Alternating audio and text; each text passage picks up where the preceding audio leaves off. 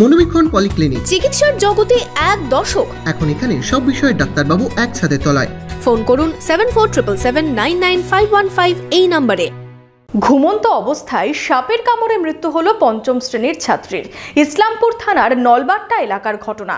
ডোমকল হাসপাতালে প্রাথমিক চিকিৎসার পর মুর্শিদাবাদ মেডিকেল কলেজ হাসপাতালে নিয়ে যাওয়া হলে সেখানেই মৃত্যু হয় ওই ছাত্রীর। ইসলামপুর থানার নলবাট্টা এলাকায় ঘুমন্ত অবস্থায় সাপের কামড়ে মৃত্যু হলো পঞ্চম শ্রেণীর এক ছাত্রীর। জানা গেছে বুধবার বাড়িতেই ঘুমিয়েছিল রূপালী খাতুন। মশারি টাঙানো ছিল না। গভীর রাতে তার পায়ে ছোবল মারে বিষধর। ছাত্রী পরিবারের সদস্যদের জানালে তা বুঝতে পারেনি কেউ। কিছুক্ষণ পর অসুস্থ হয়ে পড়লে তাকে প্রথমে ওঝার কাছে নিয়ে যাওয়ার পর সেখান থেকে নিয়ে যাওয়া হয় ডোমকল হাসপাতালে।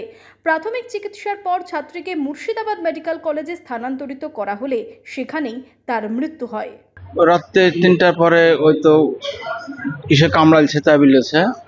তারপর ওর মা বললো যে কই দেখি, যেহেতু পা দেখলো তো একটু রক্ত বার হয়েছে ওই পর্যন্ত। দিয়ে পরে ওরা ভাবেছে যে কি না কি হয়েছে, দিয়ে আবার শুয়েছে।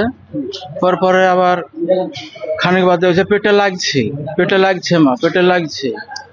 তো পেটে লাগছে কেন দেখি, উঠেছে, উঠে এবার বলেছে যে এখানে কামড়াইছে, এবার রক্ত বার হয়েছে। তখন সন্দেহ হয়েছে যে কামড়াইছে। তখন রোজার কাছে গেছি যে সঠিক দেখে দিনে রোজা দেখে বলেছে না আমি বুঝতে পারছি না, হসপিটাল নিয়ে যাও। তখন ওখান থেকে আসার পরে আপনার ভোর 5টার দিকে ওর হসপিটাল নিয়ে গেছে।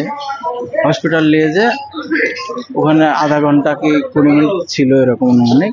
ওখান থেকে ইঞ্জেকশন করে ওষুধ পানি দিয়ে স্যালাইন অক্সিজেন দিয়ে এখানে পাঠিয়ে দিয়েছে ডোমকল হাসপাতাল। তারপরে তো এখানে আসা এখন রাস্তা আস্তে আস্তে মারা গেল, কেমন আসি মারা গেল আল্লাহ পাক জানে। মুর্শিদাবাদে এবার ওয়াটার পার্ক।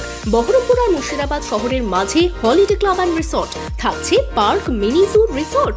মুর্শিদাবাদে এবার ইউনিক এক্সপিরিয়েন্স আসতে চলেছে ওয়াটার পার্ক, তালগাছি নতুন গ্রাম, মুর্শিদাবাদ।